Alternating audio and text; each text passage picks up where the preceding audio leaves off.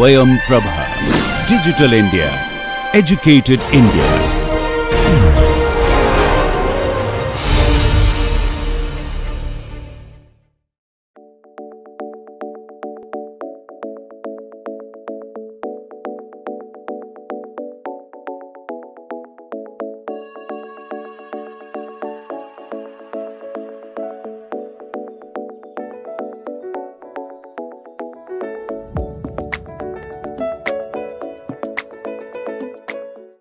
Hello dear friends, welcome to this first lecture of Module 7 on effect of geological structures on stability of dams, foundation and tunnels.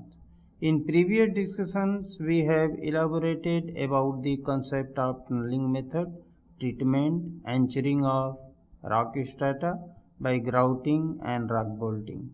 In these lectures, we will try to emphasize about different type of geological structure in view of their participation in stability aspects of engineering structure in general.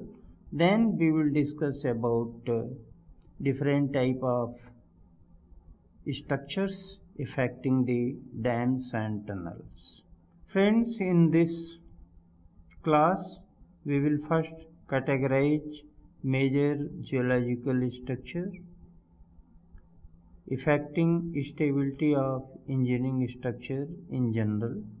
Regarding this class, we will cover about introduction related to geological structures in brief, then categorization of geological structures and major geological structures like faults, faults, joints, unconformity and some primary structure associated with sedimentary rocks one by one. Friends, as you know, the geological structures usually the result of powerful tectonic forces as well as overburden or overlying stress lithospheric forces. These forces faults, results, faults, faults, joints, different type of deformation features ranging from microscopic to megascopic, and these breaks finally results formation of mountains. It creates a very complex geological pictures that is difficult to interpret and classify. Most of these forces are related to plate tectonics activity and associated geological phenomena.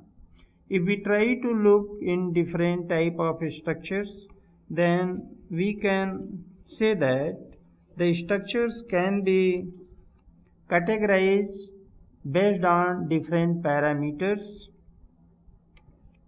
and depends on their genetic aspects, their morphological aspects, their mechanics aspect, etc.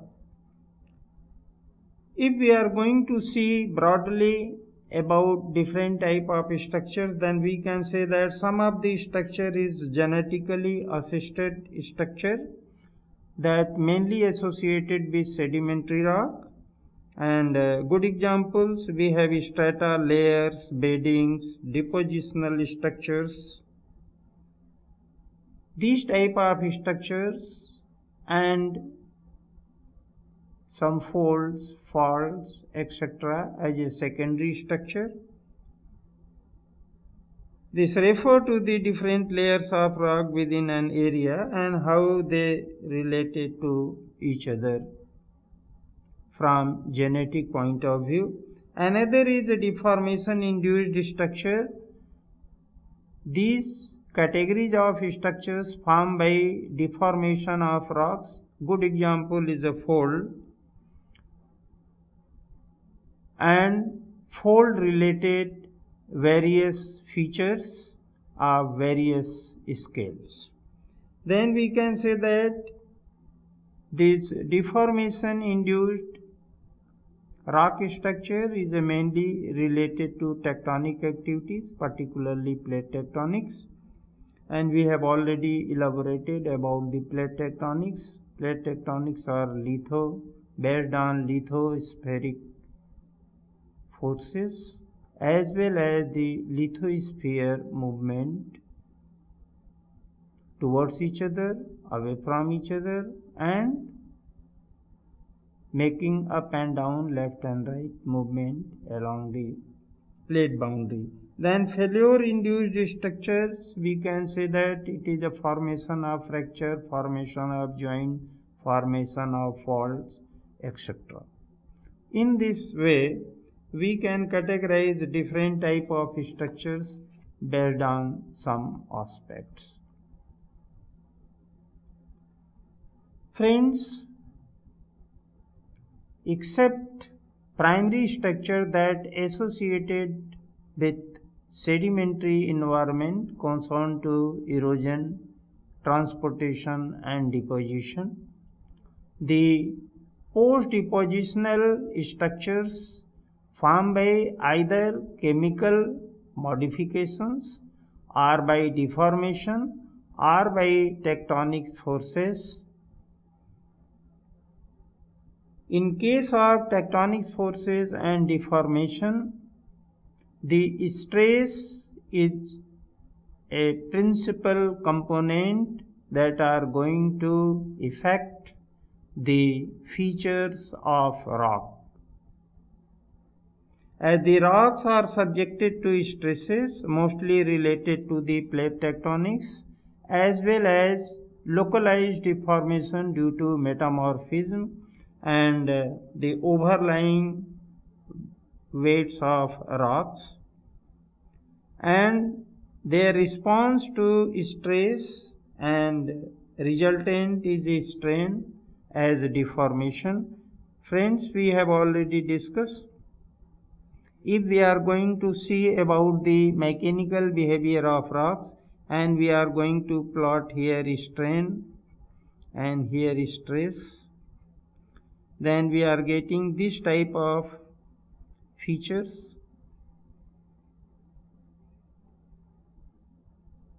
The sum of the portion is belonging to the behavior of rocks in field of elasticity, then slightly changes from elasticity at yield point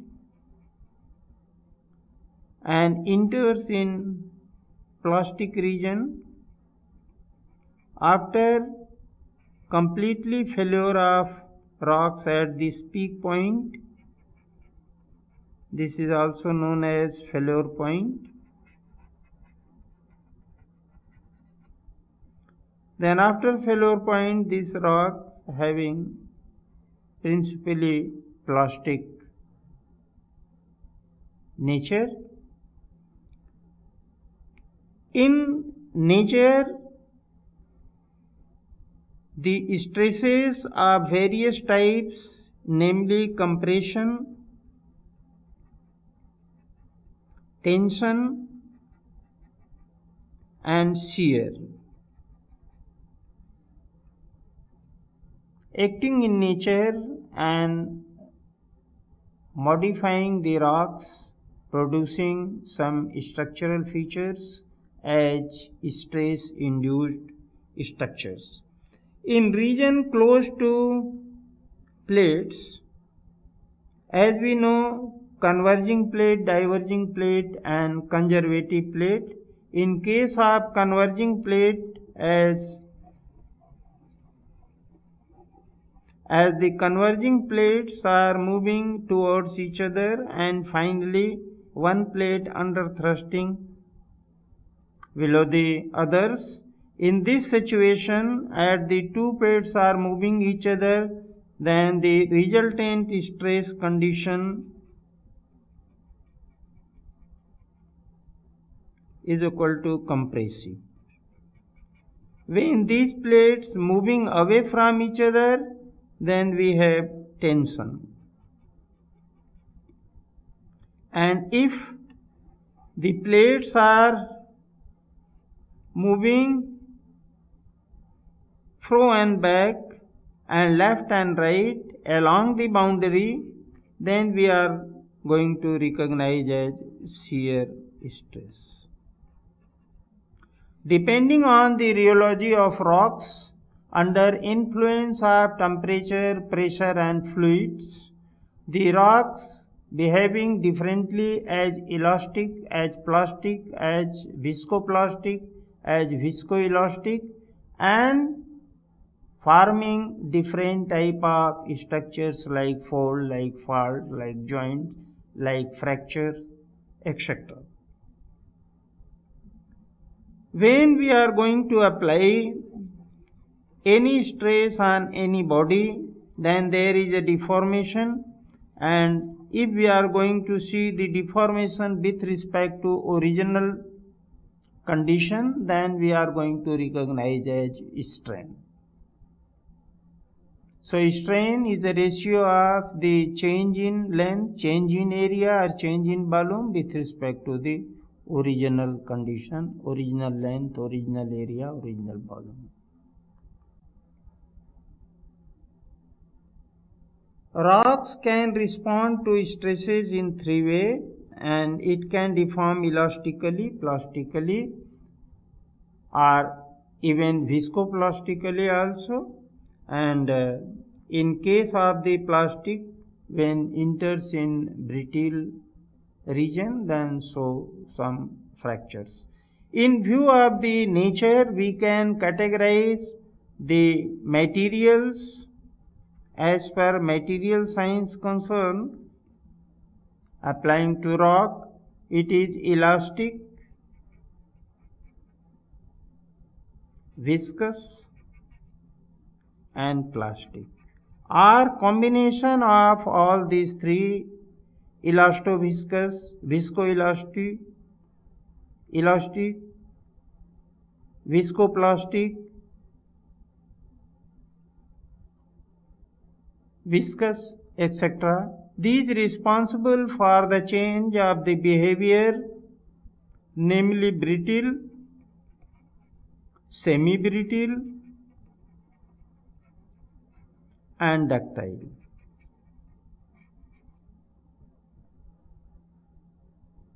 Due to tectonic movement or structure disturbance, such heaving, tilting, folding, faulting occurs, and due to such type of activity there is a formation of varieties of structures concerned to rock deformation.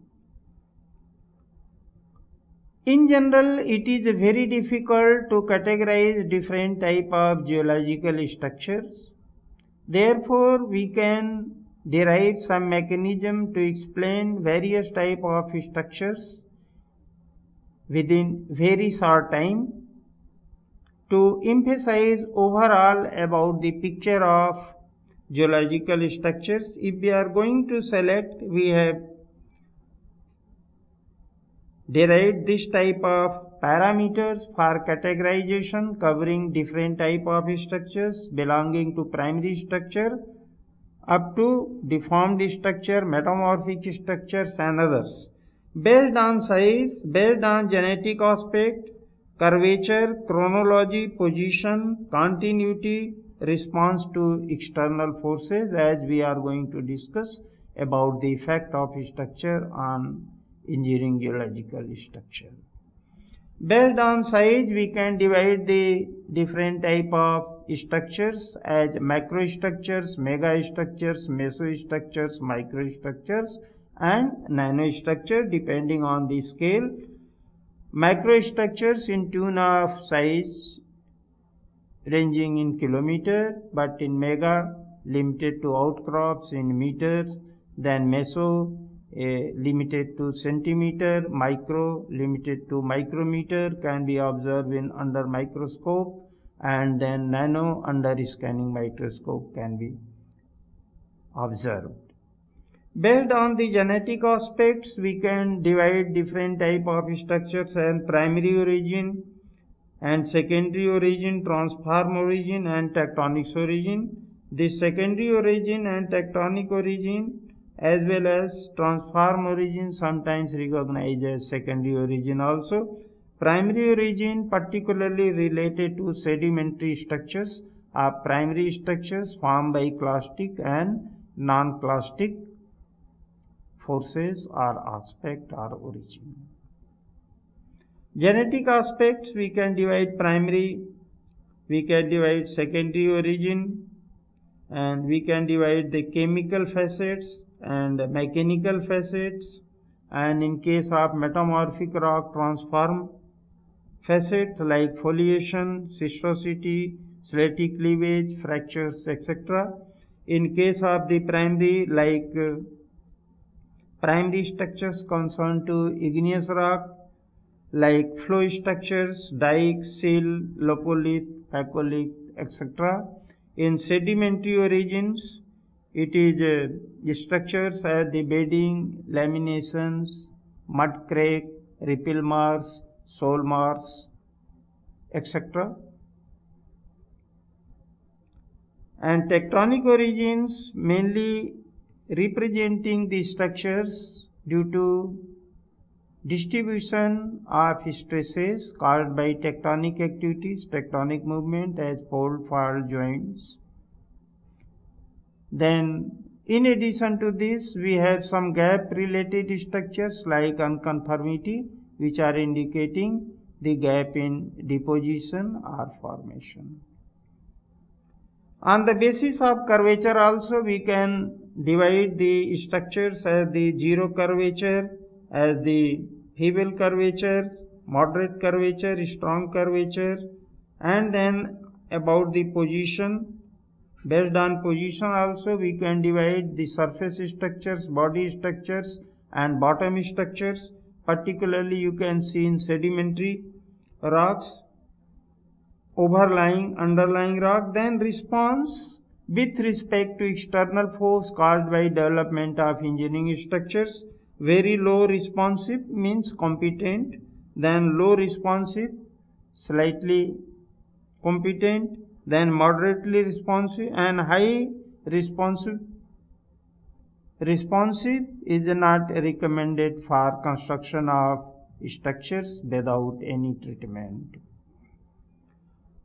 Deformation and faulting is related to folding and faulting caused by ductile deformation and brittle deformation. The joints are the break in rock without displacement. The fault is responsible to show some displacement. When a body of rocks, especially sedimentary rock, is squeezed from the sides by the tectonic forces, it likely to fracture and become faulted. It is in cold and brittle and become folded if the warm enough to behave in plastic manner, or the rocks started behaving in ductile manner. And the upward undulation is called as anticline, while the downward curving is recognized as syncline. If the rocks are not arranged in edgewise, then we are in general term, any fifth part we are recognizing as antiform, and the depressed part we are recognizing as synform. The folds having some elements, this part is a maximum curvatures, where we are going to draw this line, that is the hinge line, and here this plane is representing this axial planes. These are limbs, these are crestal parts, and in this way we are going to explain. In many areas it is a form that they find of antiforms and synform, although some sequence of rocks are folded in single antiforms and synform. A plane drawing through the crest of fold in a series of bed is called as axial plane of the fold. The sloping beds on either side of axial planes are called as a limb. The antiform and synform, as we have already discussed, if the axial plane is sufficiently tilted that the beds on one side have been tilted past vertically, the fold is known as overturned anticline or syncline form. A very tight fold in which the limbs are parallel or nearly parallel to one another is called as isoclinal fold. Iso means same. The isoclinal fold that have overturned to extend their limbs are nearly horizontal called as recurvent fold. Is like this. Isoclinal fold dipping in, limbs are dipping in same direction. The folds can be of any size, and it is very common to have smaller folds within the large fold, and large fold can have wavelength of the tens of kilometers, and a very small one might be visible only under the microscope. Antiforms are not necessarily even typical, expressed as a ridge or synform as a valley, and the folded rock get eroded just like other rocks, and the topography that result is typically controlled mostly by resistance of different layers of erosion. Different layer to the erosion. A body of rock that is brittle either because it is cold or because of composition or both or the texture is likely to break rather than fold when subjected to stress and result fracturing or faulting. So fracturing is a simple, the line where we are getting loss of cohesion is recognized as fracturing in terms of mechanics. This type of fracturing we can observe in sedimentary, igneous and metamorphic rocks.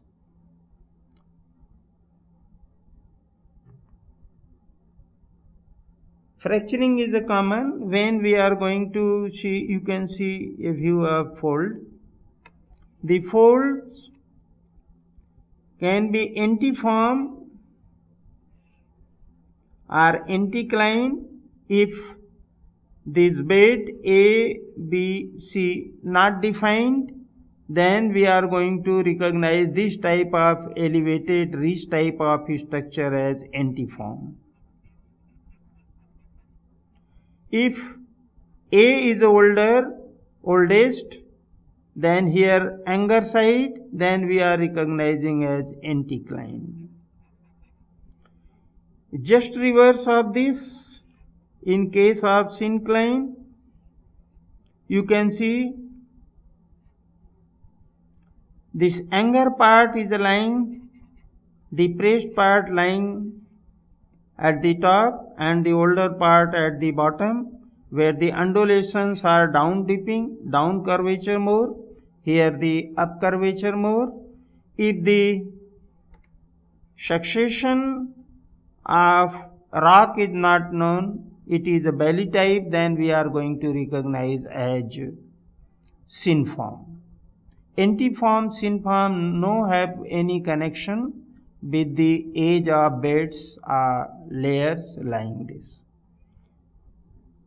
If the limbs of folds running in same direction means iso in nature, then it is called as isoclinal. If this axial plane is oriented in horizontal, then we are going to recognize as recurvent fold. Further, this axial plane can be refold like this, is overturned.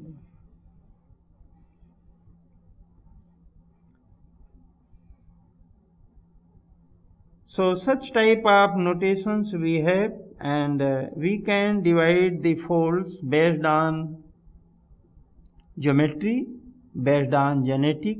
Based on geometry, we can divide the fold in different types: cylindrical fold, chevron fold, box fold, etc. And based on genesis, we can divide or the divide the folds in different types, namely the flexural fold, flow fold, and buccal fold. Buccal fold, flexure fold, and flow fold.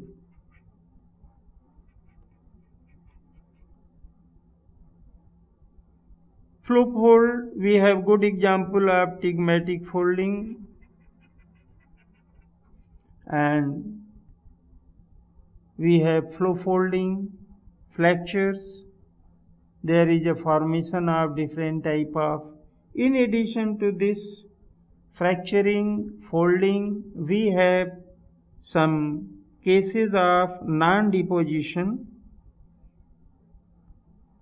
After deposition of a lower bed, there is erosion, and sometimes there is a gap in deposition, then there is a formation of overlying bed.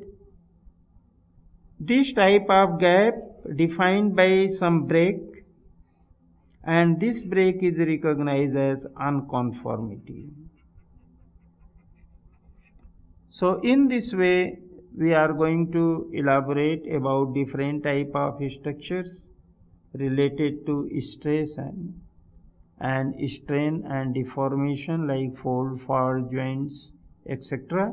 In case of joints, there is no displacement. Beside this, we have primary structures like bedding, like lamination, like ripple marks, like mud cracks, like rain prints, like stylite, like biogenic component, stromatolite, etc. Friends, the major part of this lecture is concerned with the book Engineering Geology, written by Shobindo Gangopadhyay, published from the Oxford University Press, having page number 124549, and partially supports from the Engineering Geology book written by Well F.G. in 2007 on Engineering Geology aspect, ranging in page 12551, and then partial supports from the textbook of Engineering Geology written by Kashabulu MC in 2016 and page number 12495.